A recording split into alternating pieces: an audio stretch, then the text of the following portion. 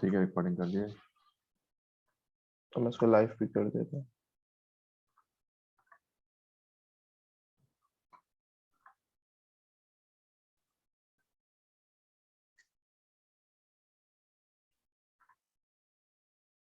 Right, तो मैंने meeting room को डिसेबल कर दिया। I think we are all set to go. ठीक है, तो हम शुरू करते हैं आज की मजलिस को। अल्हम्दुलिल्लाह वस्सलातु वस्सलामु अला रसूलिल्लाह सल्लल्लाहु अलैहि वसल्लम। अच्छा जी, तो हमारी जो आज की जो मजलिस है ये असल में शुरू हुई थी तकरीबन 3 हफ्ते पहले, जब गालिबन ये मई के मिडल में। और इसमें हमने पहले कुछ बात की थी कम्युनिकेशन ब्लॉक्स के ऊपर, और वो बात हमारी पूरी नहीं हो पाई थी। और तो इसलिए हमने, और ये टॉपिक हमें इतना इम्पोर्टेंट लगा based on the feedback receive from people के, फिर हमने इसके ऊपर एक सेकंड मजलिस भी करने का इस्तेमाल किया या डिसाइड किया। तो कम्युनिकेशन ब्लॉक्स के ऊपर हम थोड़ी सी आज इंशाल्लाह बात करते हैं। और इसको हम based on rather than we speaking all the time, we would like this to be interactive. Interactive यानी आपकी तरफ से सवाल जवाब हों या आपकी तरफ से इनपुट्स आएँ, ताकि एक एक इसको मजलिस का हम एक इसको शक्ल दे सकें, बजाय इसके कि मैं या फैसल भाई या और भी कोई लोग जो है वो सिर्फ वही लोग बात कर रहे हों। ठीक है, तो सबसे पहले जो है ना, मैं आप लोगों को इनवाइट करूंगा कि आप बताएं कि आपके ख्याल में जो कम्युनिकेशन ब्लॉक है, ब्लॉक ब्लॉक क्या चीज़ होती है। पिछली दफा हमने इसके ऊपर बात की थी कम्युनिकेशन क्या है। तो आपके ख्याल में ब्लॉक क्या चीज़ है? आप अपना माइक खोल के बात कर सकते हैं, चैट विंडो में लिख सकते हैं,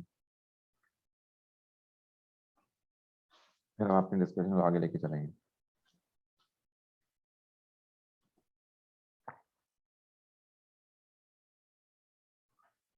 एनीवन, ब्लॉक क्या चीज़ है?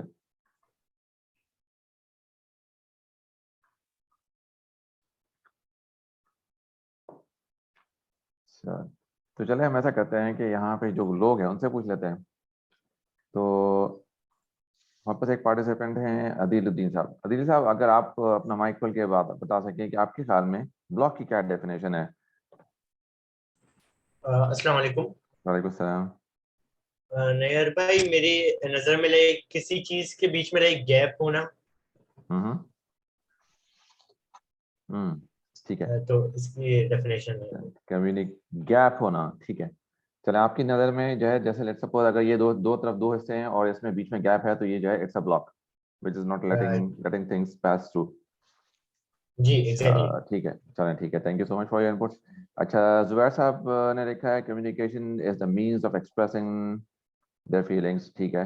And block is something, block is something implement on ourselves to limit us। अच्छा, ठीक है। to make the movement of flow, Shafaq ने कहा to make the movement or flow difficult, ठीक है। ब्लॉक, स्टक और हिंड्रेंस, ठीक है। ब्लॉक जो है हिंड्रेंस है, किसी भी चीज़ की रुकावट है ना। कम्युनिकेशन में अगर रुकावट होती है तो कम्युनिकेशन जो है वो फ्लो नहीं हो रही होती है। अच्छा, तो सबसे पहले हम ये देख लेते हैं कि कम्युनिकेशन जो है जब फ्लो होती है तो यानी बगैर रुकावट के ना, और फिर हम रुकावट के ऊपर भी देखते हैं। ठीक है, तो कम्युनिकेशन का फ्लो होना, free free flow of communication on both sides, both ways, ये क्यों इम्पोर्टेंट है किसी भी। हम तो चूंकि हम इस वक्त लाइफ के पर्सपेक्टिव से बात करें ना, तो क्यों ज़रूरी है कि कम्युनिकेशन जो है वो बेहतर हो। आप लोग अपनी चैट विंडो में लिख सकते हैं, माइक खोल के बात कर सकते हैं,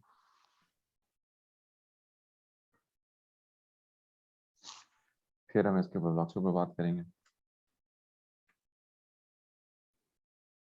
अस्सलाम वालेकुम जी, आवाज आ रही है? जी जी बिल्कुल आ रही है, वालेकुम अस्सलाम। अच्छा, देखिए, कम्युनिकेशन का इम्पोर्टेंट होना तो बहुत ही ज्यादा जरूरी है। जैसे पिछली नशिस्त में भी डिस्कस हुआ था कि चाहे वो पर्सनल लाइफ हो या प्रोफेशनल लाइफ हो, अ, अगर आप एक पेरेंट हैं, एक फादर हैं, और आप एक हस्बैंड हैं, और जिससे शायद हमने आज शायद एक बात भी रखी थी कि हस्बैंड और बॉस जो हैं वो अ, कदरे हर बहुत जल्दी में होते हैं और गुस्से में होते हैं। हालांकि बॉस और हस्बैंड की और एक फादर की बहुत जिम्मेदारी है कि जो वो जो काम कहना चाहता है या वो जो मकासद हासिल करना चाहता है अपनी टीम से, अपनी अहलिया से या अपने बच्चों से, वो उनसे सही तरीके के साथ कम्युनिकेट हो सके, उनको उनको पहला पहला यानी अमल तो वो बाद में करेंगे, पहले उनको पहुंचा सके। तो इसलिए कम्युनिकेशन की इंपॉर्टेंस बहुत ज्यादा है in terms of personal and professional life. और हद तक कि किसी ने ये भी कहा कि जी बल्कि आप बता भी दीजिए क्या ऐसे ही है कि your quality of life is directly proportional to the communication skills you have. Hmm. तो ये है, तो इसलिए मेरे ख्याल से तो कम्युनिकेशन की इंपॉर्टेंस बहुत ज्यादा है। और यानी इस और सिर्फ ये नहीं कि एक तो अहमियत है, और ये कि जो जो जो जो पॉइंट ऑफ व्यू आपको अपनी टीम को पहुंचाना है, जो वो आप उन तक पहुंचा सकें, वो विजन अपनी टीम के साथ, अपनी वाइफ के साथ, अपने बच्चों के साथ शेयर कर सकें। ये मेरे जहन में था। Thank you. ठीक है, तो आपका कहना ये है कि जो विजन है, अगर वो कम्युनिकेशन अच्छी नहीं होगी तो वो विजन नहीं पहुंच पाएगा दूसरी तरफ, अपनी टीम के साथ या अपनी फैमिली के साथ जो है विजन नहीं पहुंच पाएगा। ठीक है। अच्छा, तो मैं इस सवाल को ना थोड़ा सा रिफ्रेश करता हूँ। तो समझते, अब हम थोड़े से एग्जाम्पल से बात करते हैं। तो लेट्स सपोज ये हम बात करें फैमिली ए की। ठीक है, फैमिली ए जो है वो बहुत आपस में उनकी बहुत क्लोज कम्युनिकेशन है। ठीक है, और एक ये फैमिली बी है, इनके आपस में कम्युनिकेशन इतनी अच्छी नहीं है। ठीक है, तो अब फैमिली ए में क्या चीज ऐसी है जो कि फैमिली बी में नहीं हो रही है? यानी फैमिली ए में कम्युनिकेशन अच्छी है ना, तो उसमें क्या चीज ऐसी हो रही है जो कि यहाँ पे इसमें नहीं हो रही है? थोड़ा सा इसके बारे में लिखें कि अच्छी कम्युनिकेशन में क्या हो रहा है, तो उस फैमिली में आउटकम्स क्या हैं। जो भी चीज आपके ध्यान में आती है वो आप लिख सकते हैं या बोल सकते हैं।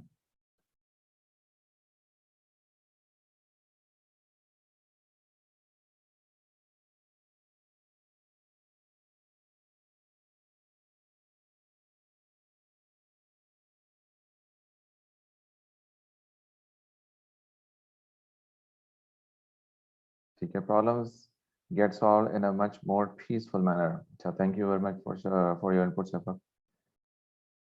ठीक है, और ठीक है,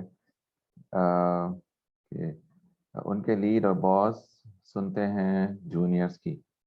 ठीक है, जूनियर्स की सुनते हैं ना, इसका मतलब कम्युनिकेशन अच्छी है ना।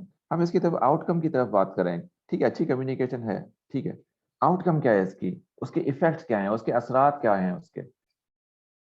ठीक है, तो अदील साहब लिखते हैं in family be they will not be able to take decision as they are not on the same page. Okay, ठीक है, तो इसका मतलब है कि डिसीजन मेकिंग जो है वो जोपाडाइज हो जाती है। वो कम्युनिकेशन अगर अच्छी ना हो तो डिसीजन मेकिंग में खराबी होती है।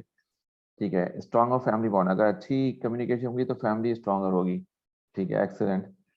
ठीक है, और कोई लिखना चाहता है कि अच्छी कम्युनिकेशन होगी तो क्या फायदा होगा, जो कि अच्छी कम्युनिकेशन ना होने की सूरत में नहीं होगा।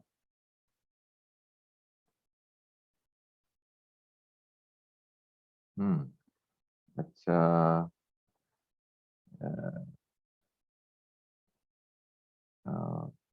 फैजादी Azam Iqbal, why better communication able to give message and Pakistan created. ठीक है, अच्छा, ओके, ऑलराइट। ठीक है, तो आप एक मैसेज को कम्युनिकेशन की बात करें आप। ठीक है, communication on a one to one और even on a message scale. ठीक है, कायदे आजम और इकबाल आपने कहा। ठीक है, why better communication able to give message. ठीक है, ये भी अच्छी बात है कि जब तक कम्युनिकेशन अच्छी नहीं हो आप अपना you can not put your message across. Thank you so much for adding this. ठीक है, हम जो थोड़े से इसके ऊपर थोड़ा सा मजीद बात कर लेते हैं, एक्सप्लेन कर रहा हूँ मैं आपको अपने अपने पॉइंट ऑफ व्यू से।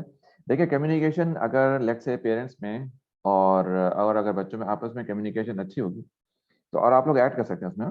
तो एक तो यहाँ पे है कि स्ट्रॉन्गर फैमिली बॉन्ड है। ठीक है, अच्छा, स्ट्रॉन्गर फैमिली बॉन्ड है तो इसका मतलब ये है कि the love and respect for each of the family member is there. तो किसी भी फैमिली में, एक फैमिली एक इंस्टीट्यूशन होता है ना जिसकी जो आगे चलता रहता है बेस्ड ऑन द जनरेशन। तो एक जनरेशन से दूसरी जनरेशन और तीसरी generation, so on so fourth. अगर कम्युनिकेशन अच्छी होती है तो जो नेक्स्ट जनरेशन होती है वो पावरफुल होती है। पावरफुल का मतलब ये है कि वो ना सिर्फ खुश होते हैं, वो कंट्रीब्यूटर्स इन द सोसाइटी होते हैं। लेकिन अगर अगर कम्युनिकेशन अच्छी नहीं होती है तो एक नेगेटिव इन्फ्लुएंस फैमिली में जनरेट होता है, और बजाय इसके कि contributors in the society produce हों, कंज्यूमर्स इन द सोसाइटी वो प्रोड्यूस होना चाहते हैं, और नेगेटिव फ्लो जो है ना वो शुरू हो जाता है। ये एक बात है। अच्छा, कम्युनिकेशन अच्छी हो अगर पेरेंट्स में और बच्चों में या फैमिली में, हम इस पर फैमिली कॉन्टेक्स्ट में बात करते हैं। तो अगर कम्युनिकेशन अच्छी होती तो उसका क्या एक और मकसद क्या होता है कि जो माँ बाप और बच्चे हैं they are on the same page, वो एक दूसरे को समझते हैं, एक दूसरे को समझते हैं विदाउट एक्सप्रेसिंग एक्सप्लिसिटली अपने आइडियाज को, वो एक दूसरे को समझने लगते हैं। यानी मिसाल के तौर पर हस्बैंड भी और वाइफ जो है वो आपस में एक दूसरे को समझते हैं, और माँ बाप को पता होता है बच्चे क्या क्या चाहते हैं, उनकी क्या प्रेफरेंसेस है, बच्चों को पता होता है माँ बाप की क्या प्रेफरेंस है। So sometimes the problems don't even arise, they get resolved or they get addressed by the level of high communication that they have in the family. ठीक है, तो disputes कम होते हैं। जब disputes कम होते हैं तो उसका मतलब है कि जो family का जो time है वो effectively ज़्यादा इस्तेमाल होता है effectively उन चीज़ों पर जिस पे कि होना चाहिए, rather than getting into problems and losing precious amount of time on resolving those issues. तो ये सारे चंद चंद फवायद हैं कम्युनिकेशन के कि जिसके ऊपर हम मजीद भी बात कर सकते हैं, और लेकिन हम यहाँ पे इसको कंक्लूड कर लेते हैं। अच्छा, तो अब हम आते हैं कि कुछ चीज़ें जो कि कम्युनिकेशन के ब्लॉक्स हैं उनको हम थोड़ा सा उसके ऊपर बात कर लेते हैं, जो कि हमारी आज की मजलिस का मौजू भी है। ठीक है, और आप लोग भी इसके साथ मैं जो बात करूँगा उसमें आप भी अपने एडिशन करते जाइएगा। जो तो कम्युनिकेशन ब्लॉक, जैसे अदील साहब ने कहा कि कोई भी चीज़ अगर फ्री फ्लो नहीं हो रहा है, गैप है अगर कहीं पर, तो इसका मतलब है कि फ्री फ्लो नहीं है। यहाँ पे एक अनसीन बैरियर है या एक अनसीन ब्रेकेज, तो फ्लो नहीं हो रही है इंफॉर्मेशन। अच्छा, एक और इनपुट थी हमारे पास यहाँ पे कि गेटिंग स्टक और हिंड्रेंस के चीज़ें जो है वो ब्लॉक हो रही हैं। तो हम देखते हैं कि चीज़ें जो है वो क्यों ब्लॉक होती हैं, यानी कम्युनिकेशन के जो ब्लॉक्स हैं वो इफेक्टिव कम्युनिकेशन के फैमिली में वो क्यों हैं, और फिर आप उसके अंदर एडिशन कर सकते हैं। अच्छा, लास्ट टाइम हमने बात की थी इस बारे में कि साइकोलॉजिकल सेफ्टी एक एक मेजर कम्युनिकेशन बैरियर होता है। What is psychological safety? Psychological safety का मतलब ये है कि I am not safe to put forward my ideas, यानी मुझे इस बात का डर है कि मैं कुछ भी बात बोलूंगा या मैं कोई चीज़ कुछ पॉइंट रेस करूंगा तो मेरी जो है वो गर्दन उड़ा दी जाएगी, या मुझ पे क्रिटिसाइज किया जाएगा, या मुझे बुरा भला बोला जाएगा, जो भी है, तो मैं कम्युनिकेट नहीं करता। तो ये जो है, मैं आपको एग्जांपल दे रहा हूँ कि this is psychological safety is one of the biggest barriers in the family to communicate effectively or communicate openly. अच्छा, psychological safety is one aspect. अब इसके जो है इसके बहुत सारे, ये जो है ना, एक psychological safety is a major, you can say, जिसको कहते हैं रिंग लीडर, कैसे कहते हैं ना, किसी भी ग्रुप का एक सरगना होता है ना, तो उस सरगना के पास जो है ये उसको हम साइकोलॉजिकल सेफ्टी कहते हैं। अब इसमें बहुत सारे छोटे छोटे एलिमेंट्स हैं, इसके छोटे छोटे जो है ना, इस साइकोलॉजिकल सेफ्टी का सरगना है ना, इसकी छोटे छोटे टीम मेंबर्स भी हैं जो कि इस साइकोलॉजिकल सेफ्टी या एब्सेंस ऑफ साइकोलॉजिकल सेफ्टी में अपना अहम कलीदी किरदार अदा करते हैं। अच्छा, वो क्या है, तो हम उसके ऊपर भी थोड़ा सा बात कर लेते हैं। अब एक चीज़ है क्रिटिसिज्म। क्रिटिसिज्म का मतलब ये है कि आपने तनकीद की। भाई, आप मिसाल के तौर पे अगर मैंने एक चीज़ मैं लेकर आया हूँ, घर में लेकर आया हूँ, अच्छा, तो बच्चे कहें कि नहीं जी आप ये क्या लेकर आ गए, और आपको तो ऐसा करना नहीं चाहिए था, या मैंने एक डिसीजन लिया, लेट्स सपोज, तो उसके ऊपर तनकीद हुई। तो किसी भी चीज़ को ऊपर तनकीद जब होती है तो क्या होता है कि अगला शख्स जो है ही स्टार्ट्स फीलिंग अनसेफ। तो फिर अगली दफ़ा जब वो डिसीजन लेगा या वो कुछ लेकर आएगा, जो भी कुछ है ना, तो he will not feel safe about this. तो ये साइकोलॉजिकल सेफ्टी जो है इसका एक, जो जैसे मैंने आपको बताया कि एक जो ग्रुप मेंबर है वो है क्रिटिसिज्म। तो इस तरह से बहुत सारे क्रिटिसिज्म, इसके अलावा भी और ग्रुप मेंबर्स हैं जिसके ऊपर हम थोड़ी थोड़ी करके बात करेंगे। But I would like this to be an interactive session rather than me और coaches speaking all the time. अच्छा, तो भाई इसका हम एक और, हाँ बताएं। क्रिटिसिज्म के बारे में पहले बात कर लेते हैं ना, तो लोगों से पूछ लेते हैं कि जब उनको क्रिटिसाइज किया जाता है, जब भी वो अपनी कोई थॉट्स या आइडिया शेयर कर रहे हो, तो उनको कैसा फील होता है? एक्सीलेंट, ठीक है, तो बात कर लेते हैं। बताएं कोई अगर इनपुट देना चाहें यहाँ पे।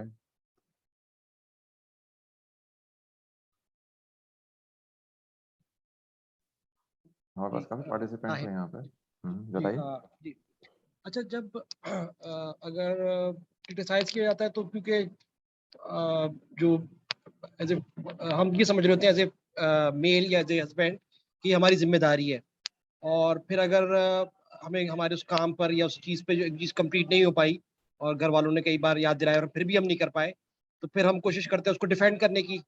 और अगर हमारे पास कोई लॉजिक होती है तो या तो हम सही डिफेंड कर लेते हैं, या फिर हम सामने वाले में खामियां निकालना शुरू करते हैं कि भाई तुम भी तो ऐसा नहीं कर रहे। मतलब अगर मैं अपनी बात करूं तो फिर ये हो जाता है कि अगर एक बात की कि भाई ये काम कई बार रिमाइंड कराया गया था, अब तक कंप्लीट नहीं हुआ, तो भाई आपने इसमें क्या किया, आप भी नहीं कर सके, तो ये थोड़ा सा डिफेंसिव मोड में इंसान आ जाता है अगर उसको क्रिटिसाइज किया जाए। और एक मुश्किल होता है जो है कि सहना जी कि भाई जो है वो जो मतलब जो शेर भी है ना कि पीजा तलक़ी अय्याम को भी हंसकर नासिर, वो कह तो दिया उसने कि भाई पीजा तलक़ी अय्याम को हंसकर नासिर, गम को सहने में भी कुदरत ने बड़ा मजा रखा है। तो लेकिन ये फिर सिर्फ यानी सिर्फ शेर की सूरत में रह जाता है। जब असल प्रैक्टिकल लाइफ में हम आते हैं तो अगर क्योंकि वही बात है ना कि हम अपने as a husband, as a boss, as a manager हम अपने आप को सीनियरिटी पर तस्वुर करते हैं और हम समझते हैं कि ये हमारी अथॉरिटी है। तो हमारी अथॉरिटी जब चैलेंज हो रही होती है तो फिर हम मतलब उस क्रिटिसाइज से हम फिर सामने वाले को वाया वही जो है ना अटैक एंड डिफेंस मोड, तो हम उस तरफ शायद चले जाते हैं। ठीक है। और कोई बताओ भाई भाई। शेयर करना चाहे?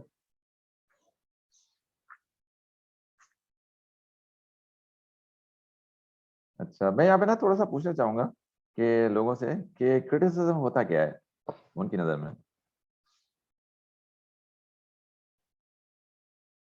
फिर हम अगले सवाल की तरफ जाएंगे। पहले बताएं क्रिटिसिज्म होता क्या है।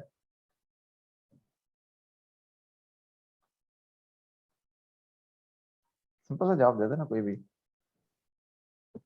जैसे शायद पिछली भी नशिस्त में डिस्कस हुआ था कि भाई आप तो हमेशा गुस्से में होते हैं, तो एक ठीक है, किसी की पर्सनैलिटी को कहना कि भाई आपकी पर्सनैलिटी के अंदर ये इशू है कि आप तो हमेशा जल्दी में गुस्से होते हैं, में। आप तो हमेशा ठीक गुस्से है, में होते हैं, आप हम सुनते चलो नहीं जी। ठीक है, ये क्रिटिसिज्म हो गया। ठीक है, और इसका एक जनरल डेफिनेशन दें अगर कोई और दे सकता है मोहम्मद ताहिर साहब के अलावा।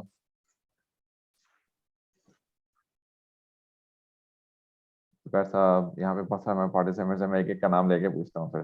अदील साहब हैं, Ayesha Ayesha Fatima, and then we have Faisal, और मोहम्मद उमर उमर जफर।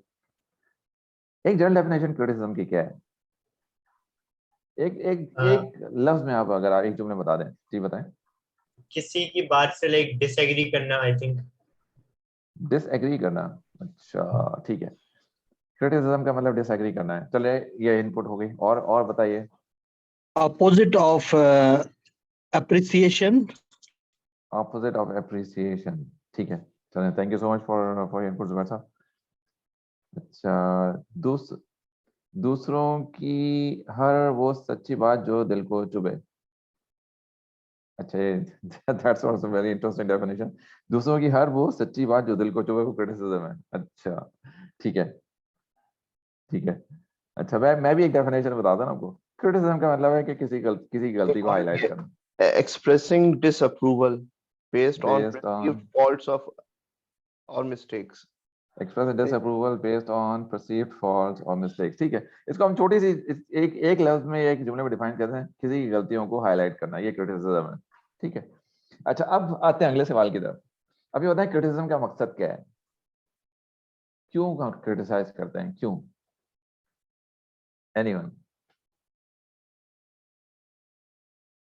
फिर हम ब्लॉक्स की तरफ जाएंगे। हमारा जो असल मौजूद है वो ब्लॉक्स का है, लेकिन ये एक्चुअली बड़ा इंपॉर्टेंट डिस्कशन है ये।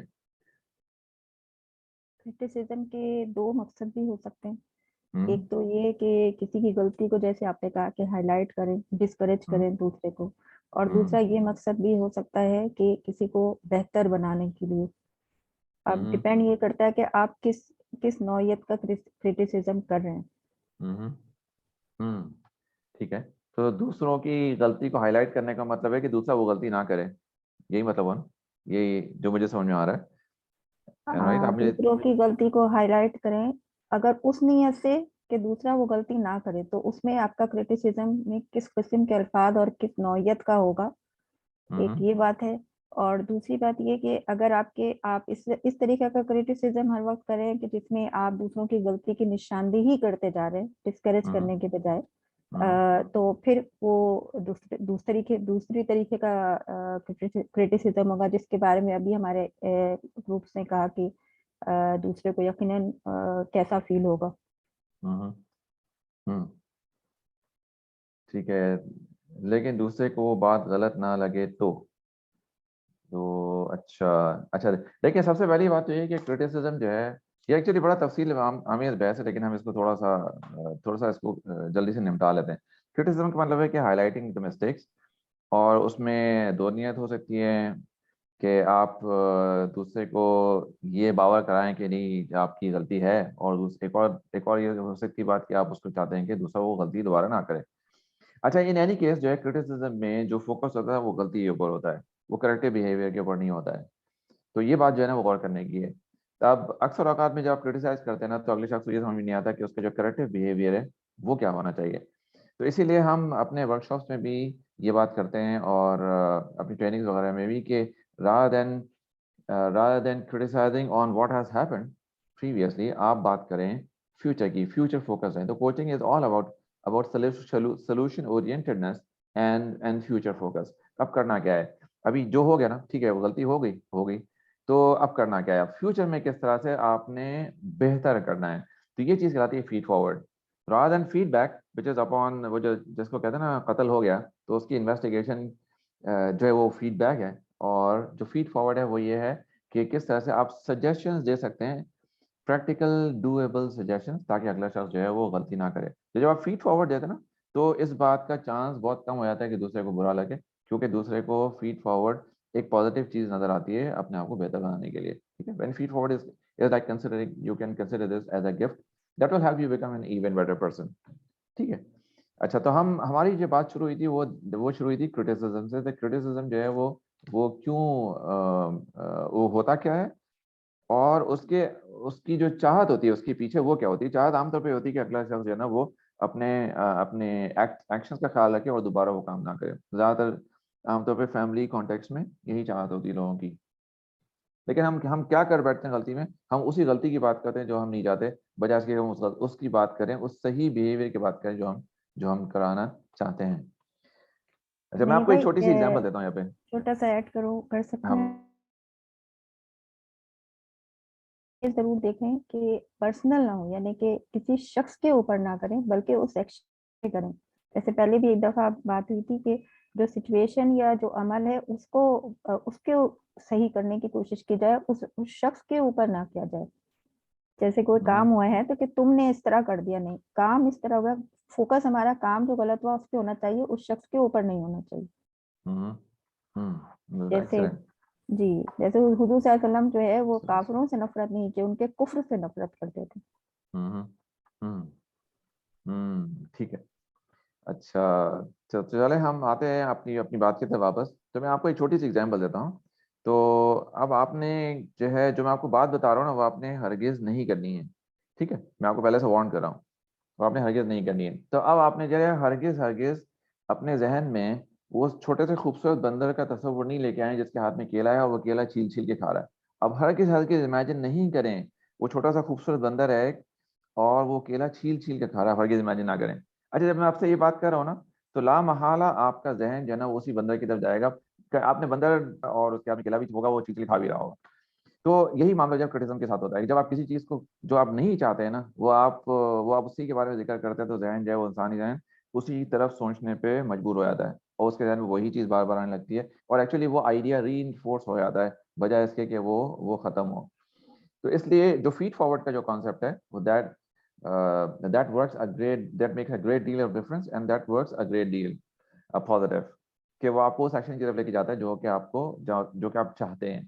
ठीक है, तो हम यहाँ पे क्रिटिसिज्म पे क्यों आए थे? हम क्रिटिसिज्म पे भी इसलिए आए थे कि criticism is considered one of the blocks in effective communication in the family और इवन एल्सवेयर। ठीक है, तो हम छोटी छोटी कुछ और बातें भी कर लेते हैं यहाँ पे ना, कि जो कि ब्लॉकर्स होते हैं इफेक्टिव कम्युनिकेशन के। तो अब इसमें एक और जो ब्लॉकर है वो है winning every time. Winning every time का मतलब ये है कि अब एक बहस हो रही है ना जैसे, तो इसका मतलब है मुझे ही जीतना चाहिए, तो ये कहलाता है विनिंग एवरी टाइम। अब जो भी मेरा पॉइंट ऑफ व्यू है ना, यानी I must prove the other person wrong, उसकी गलती है, उसको गलत साबित करना चाहिए, वो मेरा अव्वलीन मकसद बन जाता है। और अपना पॉइंट ऑफ व्यू और अपने आप को सही साबित करना चाहिए, वो मेरा अव्वलीन मकसद बन जाता है। This is called winning every time. तो जब ऐसा होने लगता है तो फिर आर्ग्यूमेंट जो है वो एक शख्स, हमेशा एक शख्स, कोई ना कोई एक शख्स पावरफुल जरूर हो जाता है उन दोनों में से। भले वो मियाँ बीवी हो, भले वो दोनों बहन भाई हो, भले वो माँ बाप बच्चे हों, जो भी कुछ हो, हर एक का अपना पर्सपेक्टिव होता है। तो विनिंग एवरी टाइम का जो पॉइंट है वो क्या होता है कि लोगों को अपना पॉइंट ऑफ व्यू इम्पोज करने में उनका it becomes an ego factor for them. तो मैं आपको एक छोटी सी एग्जांपल देता हूँ, तो चूंकि अच्छी एग्जांपल है इसलिए मैं आपको नाम से बता सकता हूँ। तो हमारे एक दोस्त हैं डॉक्टर ज़ीशान उस्मानी, ये यूट्यूब पे बहुत वीडियोज हैं डॉक्टर ज़ीशान उस्मान की। तो एक दफ़ा उन एक पब्लिक गैदरिंग में उन्होंने कहा कि मेरा, शायद मैंने एग्जांपल आपको पहले भी कभी बताई होगी, लेकिन इट्स वर्थ रिपीटिंग।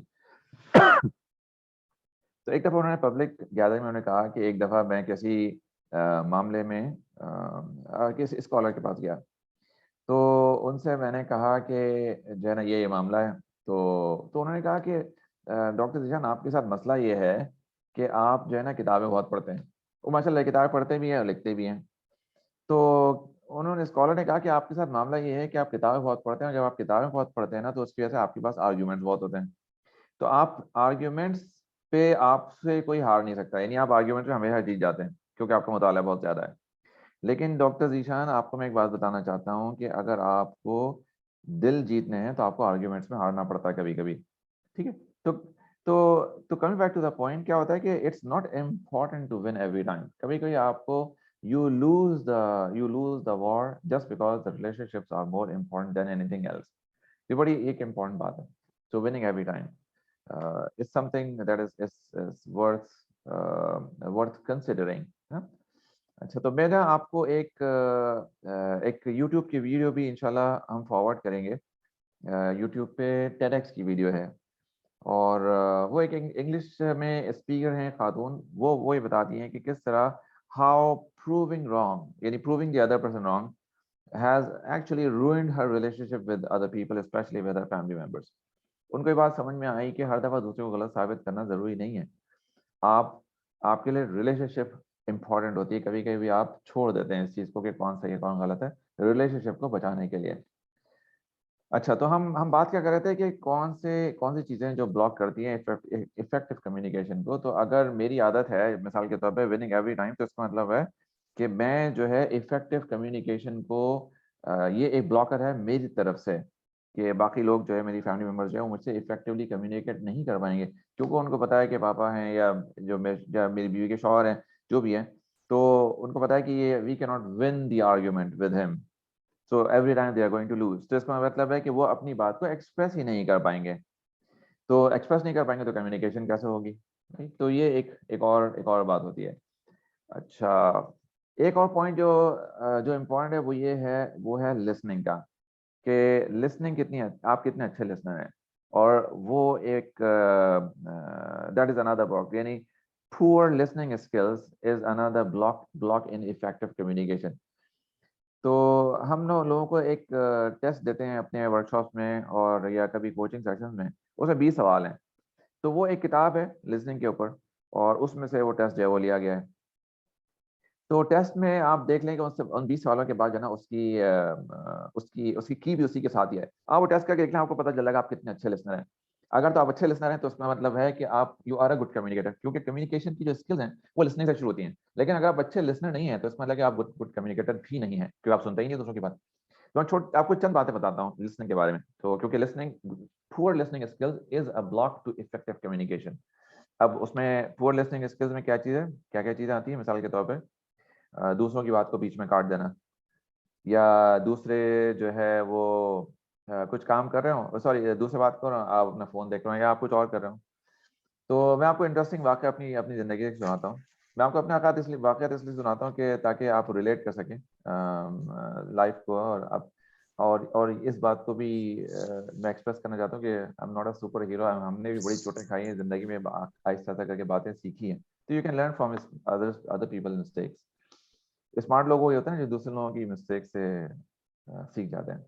तो बहुत अरसे पहले की बात है, क्या हुआ कि मेरी आदत थी कि मैं ना हिसाब किताब लिखा करता था। कहते थे किसी का माइक अनम्यूट हुआ उसको म्यूट कर दें प्लीज। अच्छा, तो मैं हिसाब किताब लिखा करता था। अच्छा, अब यूजुअली अगर मेरी अहलिया कोई बात करनी होती थी तो मैं उनसे कहता हाँ बात करते रहे, मैं सुन रहा हूँ आपकी बात और मैं अपना हिसाब किताब कर रहा हूँ। मैंने कहा नहीं आपकी बात सुनो। वो आके मेरे पास बैठ गया, नहीं आप सुन नहीं रहे मेरी बात। मैंने कहा अच्छा। तो फिर मैं अपनी डायरी बंद की and then actually I listen to what she was saying. अच्छा, that was a blow at that time, a blow on a, what do you call, blow on my face कि हाँ वाकई मैं I'm not a good listener. So then I started improving or working on my listening skills. अभी मैं कोई बहुत अच्छा listener नहीं हूँ अभी भी. It's a continuous journey, ongoing journey. अच्छा, तो हम ये लिसनिंग के ऊपर बात कर रहे थे. तो लिसनिंग की जो अच्छी या खराब लिसनिंग की जो कुछ साइंस है ना, मैं उसके ऊपर आपको थोड़ी सी कुछ बातें बताता हूँ. मिसाल के तौर पे दूसरों की बात काटना और दूसरों का जुमला पूरा कर देना. यानी दूसरा शख्स कुछ कह रहा हूँ और आप अपने उसकी तरफ से जुमला जो है वो बाकी का पूरा कर दें, तो ये this is also a sign of not good listener. हाँ, अगर आप जैसे मैंने आपको पहले बताया कि कोई शख्स की बात आप सुन रहे हैं और आप कुछ और काम कर रहे हैं, this is also not a sign of good listening. तो ये सारे के सारे जो है लिसनिंग और poor listening skills are blocks to effective communication. अच्छा, अब हम आगे चल रहे हैं. किसी को सवाल हो तो बिल्कुल बिला तकल्लुफ़ आप पूछ सकते हैं. अच्छा, तो अब आगे चलते हैं और अगले पे आते हैं. अगला है adding 2 cents. Adding 2 cents of my wisdom. इसका मतलब है कि आप जब भी कोई बात करेंगे ना, तो कहें मुझे ना अपनी अपनी टांग अड़ाना उसके अंदर जरूरी है. यानी इसका मतलब है मुझे जरूर ना कुछ बात अपनी बताना जरूरी है. तो और this is called adding 2 cents of my wisdom. अच्छा, adding 2 cents of my wisdom का मतलब ये है कि मैं जो हूँ वो आपको तो कुछ समझता ही नहीं हूँ. इसका मतलब आप जो भी काम लेकर आएंगे, जो भी बात आप लेकर आएंगे, मैं जरूर उसके अंदर कुछ ना कुछ वैल्यू ऐड करूंगा अपनी तरफ से. भाई जरूरी थोड़ी है भाई अगली दफा, यानी हर दफा कुछ ना कुछ बोले. आप ये भी तो कह सकते हैं दूसरों का, दिस अ ब्रिलियंट आइडिया और बहुत अच्छी बात आपने की, बस आप वहां पे खामोश हो जाए ना. अपनी अपनी adding 2 cents is not necessary all the time. So this is also a block to effective communication. ये रिलेट करता है परफेक्शनिज्म से भी ना, कि कुछ लोग होते हैं वो चाहते हैं कि जो भी बात वो सुने या करे वो हर तरह से परफेक्ट. तो जब भी वो दूसरों के आइडियाज को सुनते हैं या दूसरों के साथ कोई भी बात शेयर करते हैं, तो वो उसको भी परफेक्शन से ही जो है ना, यानी कि परफेक्शन का जो उनका अपना एक मैकेनिज्म है उससे गुजार के तो फिर वो उसमें चेक करते हैं कि यार इसमें क्या क्या कमी रह गई. तो वो 2 सेंट्स तो अपने ऐड कर रहे होते हैं, ठीक है. कई दफा उनकी इंटेंशन अच्छी भी होती है, लेकिन ओवरऑल इससे क्या होता है कि जो दूसरे की सारी मेहनत है ना, वो एक तरह से उसको ऐसा लगता है कि जैसे वो पानी हो गई, ठीक है. क्योंकि ये जो लास्ट में कुछ ऐड किया गया ना इंग्रेडिएंट, इसके बगैर तो ये मेरा सोल्यूशन या मेरी थॉट्स है ना वो इनकम्प्लीट थी. तो हर शख्स जो होता है वो इतना मिच्योर नहीं होता है कि वो उस चीज़ को ले सके. बहुत सारे लोग होते हैं जो यानी कि जो मेच्योर थिंकर्स होते हैं, उनको पता है कि दूसरे की इंफॉर्मेशन को इंटीग्रेट करने से उन्हीं को फायदा होगा. लेकिन हर एक नॉर्मल शख्स जो है ना, वो डे टू डे लाइफ में वो इस तरह से नहीं सोचता. तो वहाँ पे फिर जब आप उसके अंदर कुछ ऐड करते हैं ना, तो उसको ऐसा लगता है कि फिर वहाँ पे ना एक ब्लॉकेज आ जाती है. क्योंकि उसको लगता है कि यार इनके साथ बात करूंगा ना, ये हर दफा मुझे जो है ना मेरे आइडिया में कीड़े निकालेंगे और कुछ ना कुछ जो है ना करेक्शन का काम देके मुझे वापस भेज देंगे. इससे अच्छा है कि मैं इनके साथ शेयर ना करूं. बात ही ना करूं. तो एक ब्लॉकेज आ बिल्कुल गया फिर आपके पास. बिल्कुल. तो इस तरह जो है ना ब्लॉकर्स हम खुद क्रिएट कर रहे होते हैं ना अपनी अपनी लाइफ में. यानी अपनी लाइफ से मतलब है कि अपनी फैमिली लाइफ में या अपनी ऑफिशियल लाइफ में या प्रोफेशनल लाइफ में हम खुद ब्लॉकर्स क्रिएट करते हैं because of our own small mistakes. अच्छा, ठीक है. अच्छा, अब हम चलते हैं. एक और हाँ, बोलिए ब्लॉकर बोलिए. भी मुझे आजकल जो ज्यादा देखने में नजर आता है वो है नेम कॉलिंग या लेबलिंग, जिसे हम कहते हैं ना, कि हाँ किसी को लेबल कर देना. तो आजकल लोग जरा सी कोई डिस्कशन कोई स्टार्ट होती है ना, तो जैसे पास 2-3 मंथ से पाकिस्तान में पॉलिटिकल डिस्कशन जो है ना वो बड़ा एक हॉट टॉपिक, ठीक है. लोग हैं जिनके डिफरेंट पर्सपेक्टिव हैं और सारे सही हो सकते हैं, इसमें कोई ऐसी बात नहीं है. डिफरेंट स्ट्रैटेजीज है. जब वो एक दूसरे के साथ डिस्कशन शुरू करते हैं ना, तो वो एक दूसरे को इस तरह के नामों से बुलाना शुरू करते हैं कि दूसरा जो है ना वो बिल्कुल डिफेंसिव मोड पर चला जाता है. वो हर चीज को डिफेंड करना शुरू कर देता है, ठीक है, बजाय इसके कि वो किसी के आर्गुमेंट को रैशनली समझने की या उसकी लॉजिक समझने की कोशिश करे. वो समझते हैं कि यार ये तो किसी जो है ना मेरे एक समझे कि दुश्मन की तरफ से आ रहा है और ही इज. तो फिर वहां पे भी ना एक ब्लॉकेज जो है ना वो कम्युनिकेशन का वो क्रिएट होना शुरू हो जाता है. इसी तरह की जो ब्लॉकेज है ना, वो आपको रिलीजियस डिस्कशन में भी मिलेगी कि लोग एक दूसरे को लेबल करना शुरू कर देते हैं कि अच्छा तुम तो इस तरह हो, इस तरह कर रहे हो.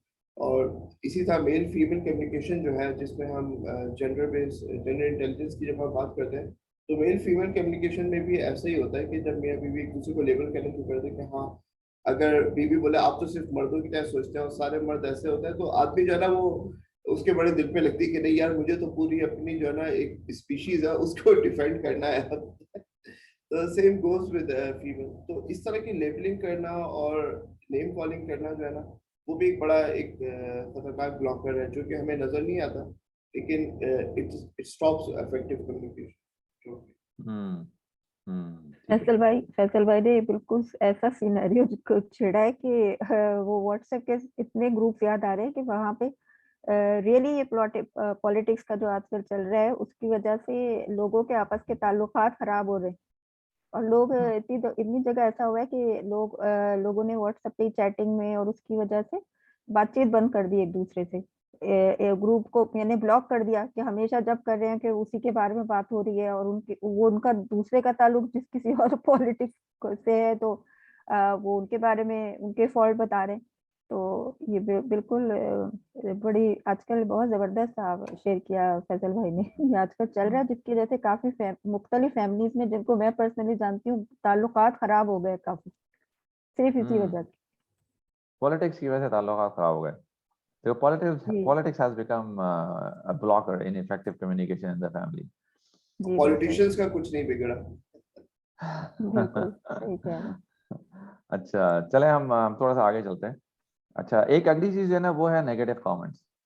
नेगेटिव कमेंट्स का मतलब मिसाल के तौर पे जो है, अब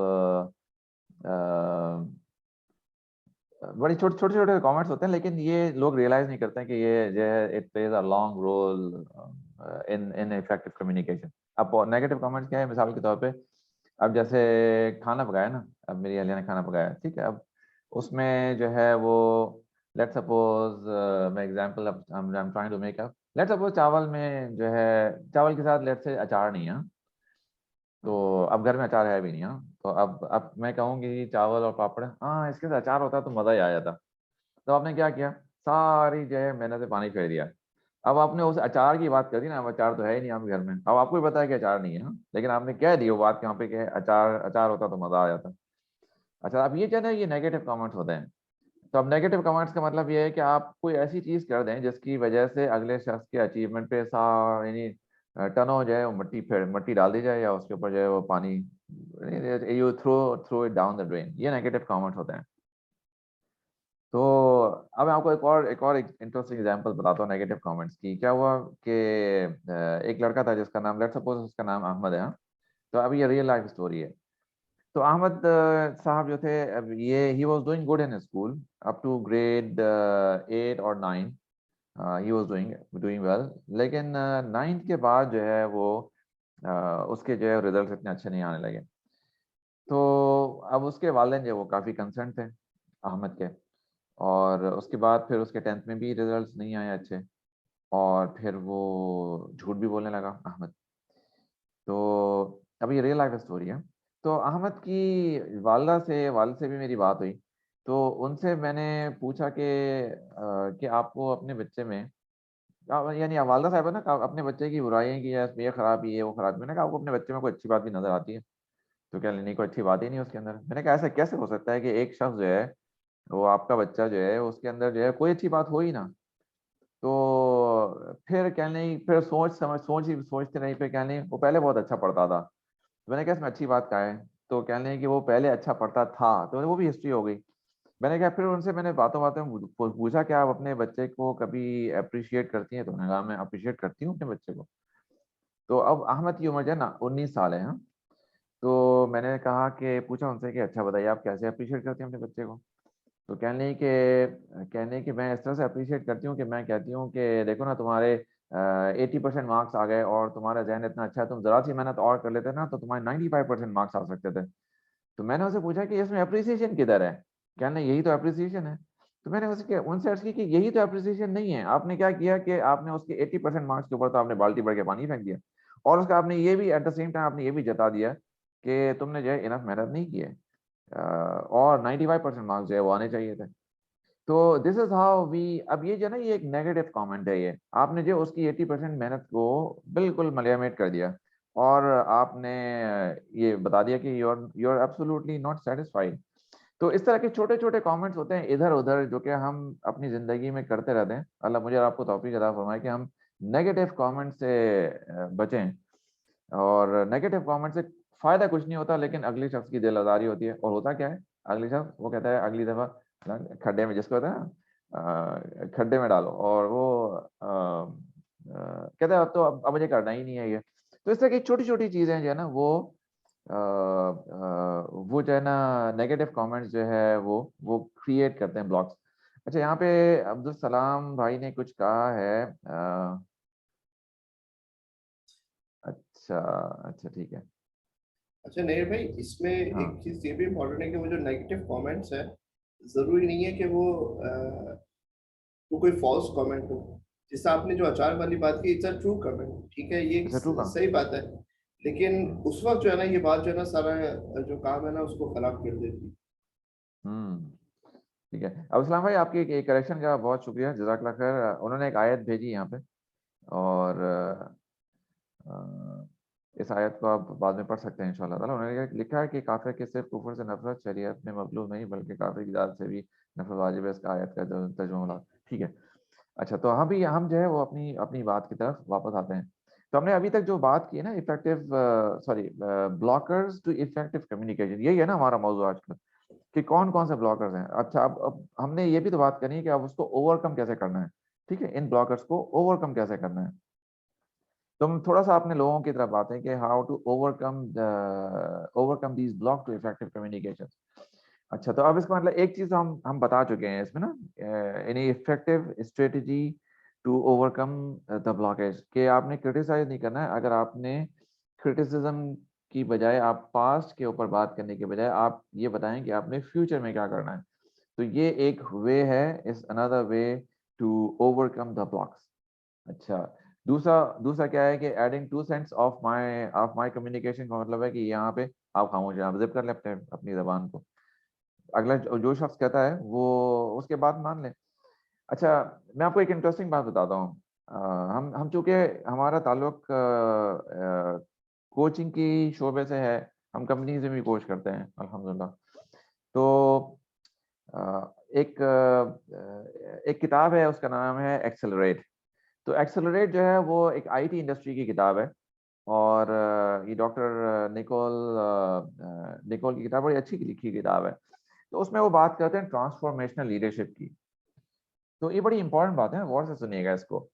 तो उन्होंने क्या किया है कि उन्होंने 30,000 लोगों से सर्वे किया ट्रांसफॉर्मेशन लीडरशिप के ऊपर, और आईटी इंडस्ट्री में। और उन्होंने उसके ऊपर ये ट्रांसफॉर्मेशन लीडरशिप का एक पूरा कॉन्सेप्चुअल मॉडल जो है उसके ऊपर बेस किया, डेटा कलेक्ट किया।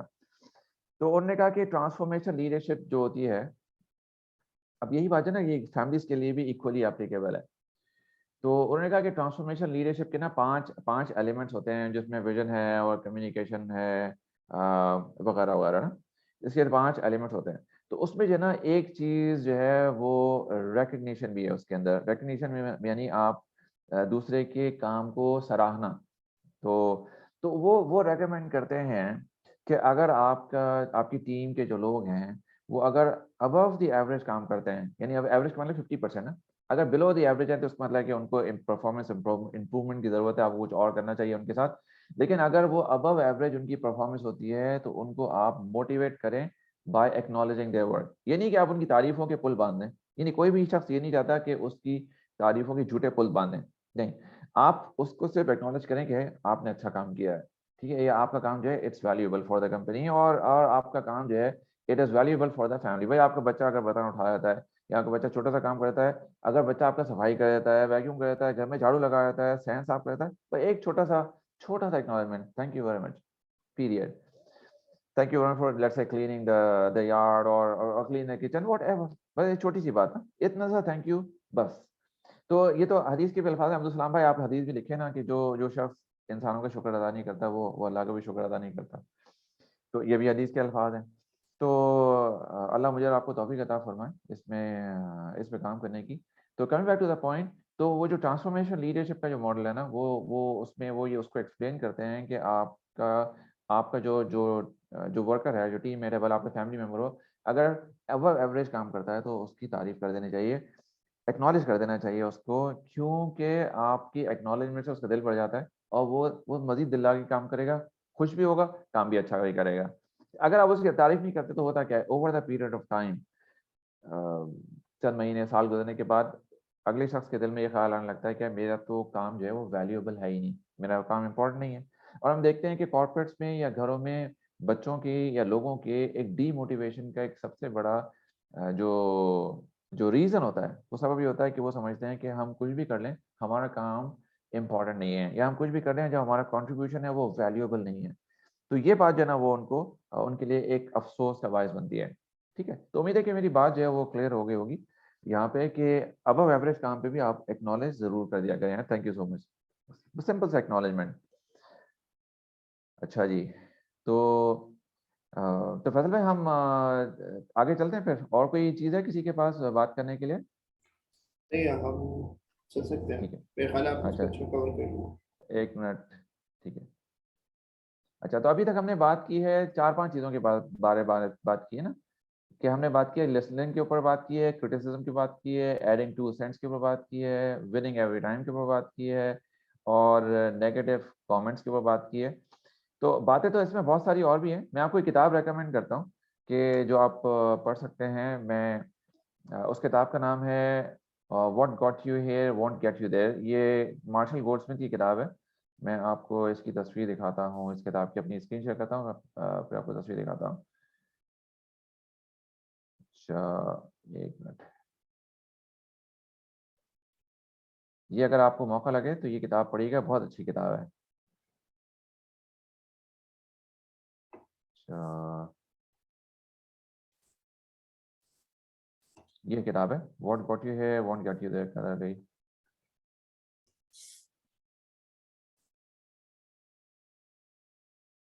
ये मार्शल गोल्डस्मिथ की किताब है। इसमें 1 मिनट, मैं अमेजोन पे जाके देख लूँ उसको। नहीं, यहाँ इमेजेस पे चला जाता हूँ जी। ये किताब है what got you here won't get you there. तो इसमें जो है ना, मार्शल गोल्डस्मिथ ने कुछ 20 ऐसी हैबिट्स लिखी हैं जो कि लीडरशिप में लोगों को आगे बढ़ने से रोक देती हैं या उनकी तरक्की में खारिज होती हैं। तो मैंने जब ये किताब पढ़ी तो मुझे अंदाजा हुआ कि ये किताब खाली लीडरशिप के लिए एप्लीकेबल नहीं है, ये इतनी ही एप्लीकेबल स्पाउसल रिलेशनशिप में भी है, ये इतनी ही एप्लीकेबल पेरेंटल रिलेशनशिप भी है। तो इन माय सिंसियर ओपिनियन, जो भी लोग यहाँ पे हैं इस गैदरिंग में, इस वक्त यहाँ पर इस मजलिस में, उनको चाहिए होंगे कि किताब पढ़ें, बहुत अच्छी किताब है ये। Marshall Goldsmith is one of the top most coaches in the world, who is one of the top 50 thinkers of the world as well। तो ये बहुत अच्छी किताब है, ये यहाँ पे भी अवेलेबल है जरी बुक स्टोर में। जो लोग सऊदीया में, वो जरी बुक स्टोर में देख सकते हैं। पाकिस्तान में जो लिबर्टी बुक से आप मंगा सकते हैं किताब, what got you here won't get you there. ये Marshall Goldsmith, this is how he looks like. अच्छा जी, तो इसमें जो है 20 हैबिट्स इस तरह की हैं जो कि मार्शल गोल्डस्मिथ ने हाईलाइट की हैं। अब्दुल सलाम भाई, आपका जज़ाकल्लाह खैर, आपको शुक्रिया। उन्होंने यहाँ पे वो हदीस भी दे दी है, यहाँ पे एक कोट कर दी है कि मन ला यशकुरुन्नास ला यशकुरुल्लाह। ये अबू हुरैरा रज़ी अल्लाह अन्हु की रिवायत है। तो अल्लाह मुझे और आपको तौफीक दे कि हम इसके ऊपर इसका भी एहतमाम करें। ठीक है, तो हम अपनी बात को ना यहीं पे कंक्लूड करते हैं। तो अब मैं आपसे एक चीज़ पूछना चाहूँगा यहाँ पे कि एट दिस स्टेज, ठीक है, अब आप ये देखें कि आपके ताल्लुकात में, आप यानी हर शख्स ना, आप में से हर शख्स अपने, या और मैं खुद भी, कि मैं ये देखूं कि मेरी और मेरी अहलिया की ताल्लुकात में या लेट्स से इफेक्टिव कम्युनिकेशन में क्या चीज़ हारिज आती है। क्या मेरा गुस्सा हारिज आता है, या कोई और चीज़ है कि जो इफेक्टिव कम्युनिकेशन में हारिज होती है, यानी क्लोजर कम्युनिकेशन में हारिज होती है, या और कोई चीज़ है? आप में से हर शख्स अपने आप से ये सवाल करे, तो फिर आपको पता चल जाएगा कि ये क्या चीज़ है वो आपकी पर्सनालिटी में है ऐसी कि जो कि खारिज होती है आपकी इफेक्टिव कम्युनिकेशन में between you and your family members. तो आप उस चीज़ के ऊपर काम कर सकते हैं। आप काम कैसे करेंगे? आप छोटे छोटे स्टेप्स में काम करेंगे। मैं आपको एक बड़ा इंटरेस्टिंग से वाक़या सुनाता हूँ। तो ये 1 साल भर पहले की बात होगी। तो एक कपल की कोचिंग में जो जो खातून थी वो काफ़ी अपसेट थी अपने अपने हस्बैंड से। तो वो कम्युनिकेशन उनकी रुकी हुई थी। वो बात होती है, बस मैकेनिकल कन्वर्सेशन होती है, बच्चे को स्कूल से आना है, या ग्रोसरी खत्म हो गई, ये हो गया, वो हो गया, इस तरह की बात होती थी उनमें। तो मैंने उनसे, उन साहब से, उनकी अहलिया से मैंने उनसे पूछा कि ये आप इसमें मसला क्या है, आप चाहती क्या ना, खातून से पूछा। तो खातून ने कहा कि मैं चाहती हूँ कि मेरी जो है मेरी रिस्पेक्ट की जाए। तो मैंने कहा अच्छा भाई, ये रिस्पेक्ट कैसी होती है? तो ये आपके हस्बैंड आपकी रिस्पेक्ट नहीं करते? वो तो कहते हैं मैं तो बहुत ख्याल रखता हूँ अपनी बीवी का। तो उन्होंने कहा कि मसला ये है कि ये जो है ना मेरी बातें जाके जो है वो अपने घर वालों से बता देते हैं।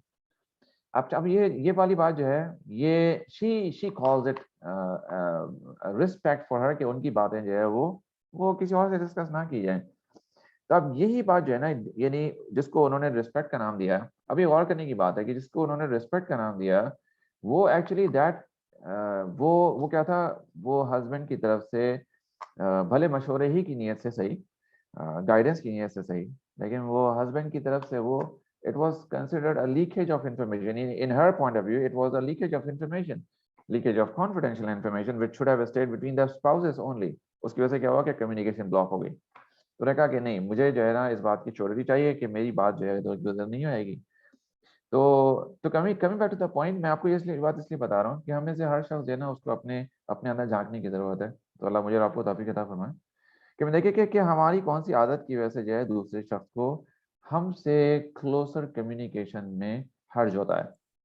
तो वो चीज़ है ना, वो अगर आप उसको एड्रेस कर लेते हैं तो आपके 80% जो है ना वो आपको मसले जो है ना वो आपके वो हल होने शुरू हो जाएंगे। तो ये बड़ा सिंपल सा एक्शन है हर एक के लिए।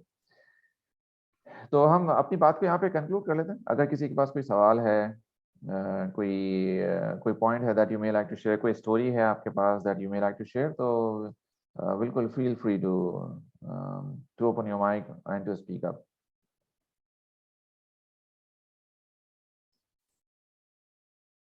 अच्छा, मैं एक और भी आपको इंटरेस्टिंग सा अभी एक वाक़या सुनाता हूँ। मुझे बातों बातों में आमद होती रहती है ना कोचिंग के वाक़यात की। तो अगर किसी का कोई कमेंट नहीं है तो फिर मैं आपको वाक़या सुनाता हूँ वो।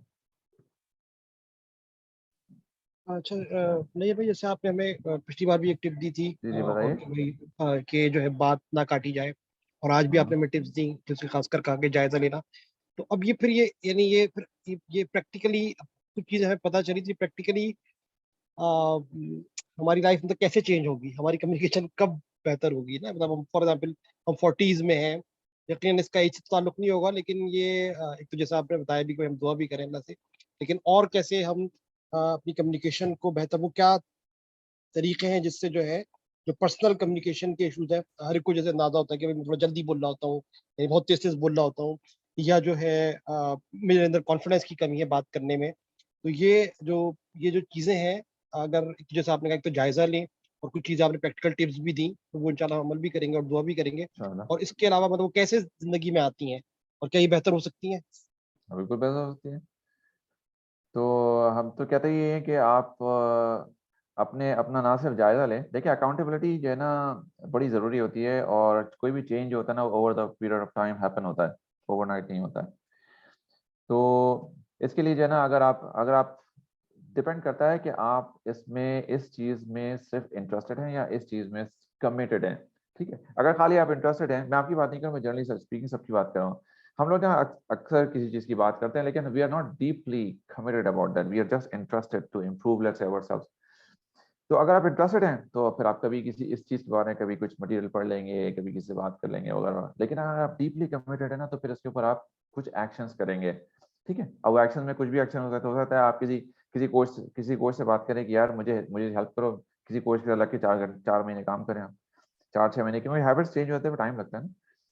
इसका एक छोटा सा स्टेप मैं आपको ये बता सकता हूँ, जो कि मैं कई लोगों को मैंने देखा है कि वो काम करते हैं इस बारे में। वो क्या करते हैं कि वो अपने पास डेली लॉग में कोई क्वेश्चन लिख लेते हैं, और मैं खुद भी ये काम करता हूँ। तो अपने पास लॉग लिखते हैं रात में, लॉग में कुछ क्वेश्चन होते हैं। तो लॉग का मतलब कि ट्रैकर होता है वो। तो अभी क्वेश्चन है ना, भी चेंज होते रहते हैं depending on what you are actively working on. तो लेट्स सपोज आप अपने पास अलार्म लगाएं। लेट्स से आप रात को 10 बजे सोते हैं, 9:30 का अलार्म लगा लें कि मुझे अपने लॉग लिखना है, और लॉग हार्डली टेक्स 2 मिनट्स और मे बी इवन लेस। चलिए, तो ब्लॉग में क्वेश्चन क्या होंगे? मिसाल के तौर पे, आज मैंने कितनी दफ़ा दूसरों की बात बगैर काटे सुनी? दूसरों की बात किया या दूसरों का सेंटेंस कंप्लीट होने दिया। आज मैंने कितनी दफ़ा अपने आप को लुकमा देने से रोक लिया, मिसाल के तौर पे ना। तो इस तरह के क्वेश्चंस जो है ना वो आप उसके अंदर लिख सकते हैं। अब जैसे एक साहब हैं, उनको मैं जिनको मैं कोच करता हूँ, तो माशाल्लाह he is a very good person. तो वो अपनी हैबिट्स के ऊपर काम कर रहे हैं और वो कर रहे हैं अपनी इम्पल्सिव डिसीजन मेकिंग के ऊपर। ये उनकी हैबिट थी कि वो अचानक से एक ठक करके एक डिसीजन ले लिया और उसको इम्प्लीमेंट भी कर दिया। भले वो किसी कुछ खरीदने का हो, कुछ और डिसीजन लेने का हो, जो भी कुछ हो। तो अब now he is working on that. So what he started doing, he actually started observing himself कि मैं इम्पल्सिव डिसीजन कितना लेता हूँ, दिन में कितने लेता हूँ इम्पल्सिव डिसीजन।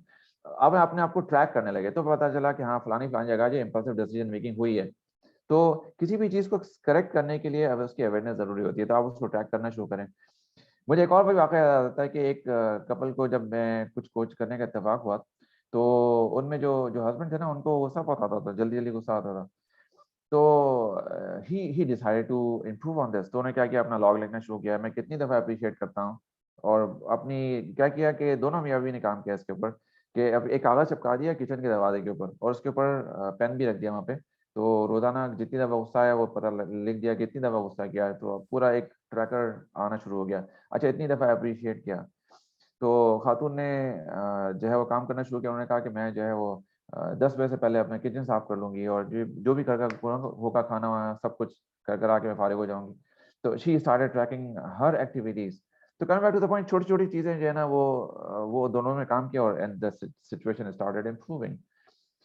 तो उम्मीद है कि मैंने आपकी बात का किसी हद तक जवाब दे दिया होगा कि आपको ना, अगर आप ट्रैकर रख लेते हैं, दुआ करें, ट्रैकर रखें अपने पास। और सेल्फ अकाउंटेबिलिटी मुश्किल होती है, इसीलिए एक कोच जो है ना वो ही और she could be very helpful in changing the habits. ठीक है, तो हम अपनी कंक्लूड कर लें। किसी के पास कोई बात है?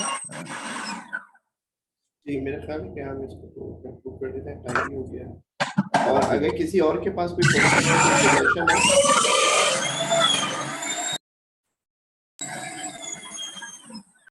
अगर किसी और के पास कोई सजेशन हो या फिर वो किसी और टॉपिक के ऊपर चाहते हो कि हम बात करें, तो वो हमारे फेसबुक पेज पे जाके जो है ना वो मेंशन कर सकते हैं, तो will try to consider that इंशाल्लाह। फेसबुक पे जाके मेंशन कर दें। अगर आप इस मुमकिन एलुमनाई का पार्ट हैं तो आप एडमिन को लिख दें, जो भी आपके लिए आसान हो।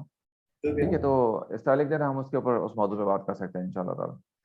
ठीक है, तो जज़ाकल्लाह खैर for time, it was a pleasure being in this मजलिस। और एक एक काम तो करें ना, आप लोग जब अगली दफ़ा आएँ ना, तो आप कम से कम 1 या 2 और लोगों को लेकर आएँ। अगर आपको इससे कुछ फ़ायदा होता है, तो क्या आप ये नहीं चाहेंगे कि ये फ़ायदा आपके तवज्जुह से किसी और को भी मिल जाए, राइट?